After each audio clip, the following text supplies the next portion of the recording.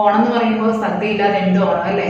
അപ്പോൾ ഡയബറ്റിക് പേഷ്യൻസിന് എപ്പോഴും ഒരു പേടിയുള്ള ഒരു കാര്യമാണ് സദ്യ കഴിച്ചു കഴിഞ്ഞ് കഴിയുമ്പോൾ ഷുഗർ കൂടും എന്നുള്ളത്. എന്നാൽ അവർക്ക് സദ്യ കഴിക്കാതിരിക്കാനും പറ്റത്തില്ല.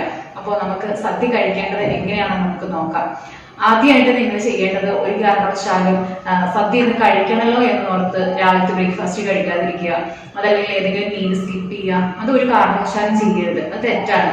കാരണം അത് ഷുഗർ പേഷ്യൻസിന് ഒന്നെങ്കിൽ ഹൈപ്പോഗ്ലൈസീമിയ, ഷുഗർ കുറഞ്ഞു പോകുന്ന ഒരവസ്ഥയിലോട്ടോ, അതല്ലെങ്കിൽ ഓവർ ഈറ്റിങ്, കൂടുതലായിട്ട് വിശന്ന് കഴിയുമ്പോൾ അമിതമായ ഭക്ഷണം കഴിക്കുന്ന ഒരവസ്ഥയിലോട്ടൊക്കെ വരാം. അപ്പോൾ ഒരു കാരണവശാലും സദ്യ കഴിക്കണമല്ലോ എന്നോർത്ത് മീല് സ്കിപ്പ് ചെയ്യരുത്. ഇനി ചെയ്യേണ്ടത് നമ്മൾ സദ്യ കഴിക്കാൻ വേണ്ടിയിട്ട് ഏകദേശം ഒരു 2 മണി വരെയൊന്നും പോകരുത്. നേരത്തെ തന്നെ ഡയബറ്റിക് പേഷ്യൻസ് ഫുഡ് കഴിക്കാനായിട്ട് പ്രത്യേകം ശ്രദ്ധിക്കുക.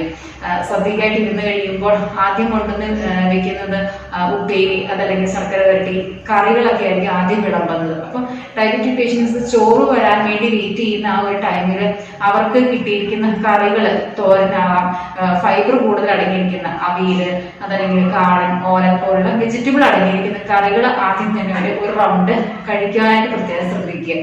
അപ്പൊ അതിനുശേഷം ചോറ് വരുമ്പോൾ എപ്പോഴും അവരെടുക്കുന്ന ആ റെഗുലർ ക്വാണ്ടിറ്റി തന്നെ ചോറിന്റെ അളവ് ചൂസ് ചെയ്യുക.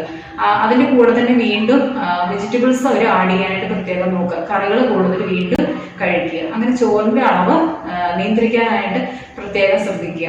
പിന്നെ എണ്ണയിൽ വറുത്ത സാധനങ്ങൾ, അതല്ലെങ്കിൽ ഉപ്പേരി പോലുള്ള സാധനത്തിന്റെ ഒക്കെ ക്വാണ്ടിറ്റി നല്ലപോലെ കുറച്ച് ഉപയോഗിക്കാനായിട്ട് പ്രത്യേകം ശ്രദ്ധിക്കേണ്ടതാണ്. ഇനി ലാസ്റ്റ് സദ്യ കഴിച്ചു കഴിയുമ്പോൾ മോരുണ്ടെങ്കിൽ അത് നല്ലപോലെ കുടിക്കാവുന്നതാണ്. കാരണം ദഹനത്തിനൊക്കെ നല്ലപോലെ ഹെൽപ്പ് ചെയ്യുന്നതാണ് മോരെന്ന് പറയുന്നത്. പിന്നെ പായസം എപ്പോഴും ഡയബറ്റിക് പേഷ്യന്റിന്റെ അളവ് അന്നത്തെ ദിവസം നല്ലപോലെ നിയന്ത്രിക്കുക. അതല്ലെന്നുണ്ടെങ്കിൽ മില്ലറ്റ് ഉപയോഗിച്ച് പായസം ഉണ്ടാക്കാനും പ്രത്യേകം ശ്രദ്ധിക്കുക. മില്ലറ്റ് പ്രോട്ടീൻ കൂടുതലാണ്, അതുപോലെ ഫൈബർ കൂടുതലുണ്ട്. പിന്നെ അതിൽ ഷുഗർ ഫ്രീ എന്തെങ്കിലും അന്നത്തെ ദിവസം ആഡ് ചെയ്യാവുന്നതാണ്. അപ്പൊ അങ്ങനെ നമുക്ക് പായസം ഉണ്ടാക്കി കുടിക്കാവുന്നതാണ്. പിന്നെ പഴം എടുക്കുന്നത് എപ്പോഴും അന്നേരം സദ്യയുടെ കൂടെ പഴം എടുക്കാതിരിക്കാൻ പ്രത്യേകം ശ്രദ്ധിക്കുക. കാരണം പഴം സിമ്പിൾ കാർബോഹൈഡ്രേറ്റ് ആണ്, പെട്ടെന്ന് ഗ്ലൂക്കോസ് ആക്കി മാറ്റും, നമുക്ക് ഷുഗർ പെട്ടെന്ന് ഷൂട്ടപ്പ് ആകും. അപ്പൊ അതുകൊണ്ട് ഷുഗർ കുറയ്ക്കാൻ വേണ്ടിയിട്ട് സദ്യയുടെ കൂടെ പഴം കഴിക്കാതെ ഒരു 2-3 മണിക്കൂർ കഴിയുമ്പോൾ വേണമെങ്കിൽ പഴം കഴിക്കാവുന്നത് ഏറ്റവും നല്ലതായിരിക്കും. അപ്പൊ സദ്യ കഴിഞ്ഞിട്ട് കൂടുതൽ സമയം പോയി കിടക്കാതെ അല്ലെങ്കിൽ റെസ്റ്റ് എടുക്കാതെ അന്നത്തെ ദിവസം എന്തെങ്കിലും ഓണക്കളികളോ ഒക്കെ ഉണ്ടെങ്കിൽ അതിൽ പങ്കെടുക്കുകയോ, അതല്ലെങ്കിൽ കുറച്ചു നേരം ഒക്കെ ഒന്ന് നടക്കുന്നത് എപ്പോഴും നല്ലതായിരിക്കും ഷുഗറിനെ ഒന്ന് നിയന്ത്രിക്കാൻ വേണ്ടിയിട്ട്.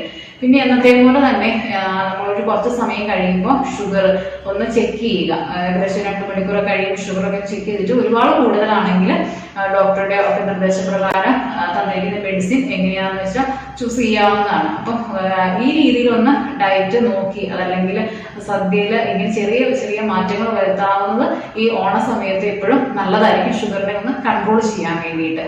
Thank you.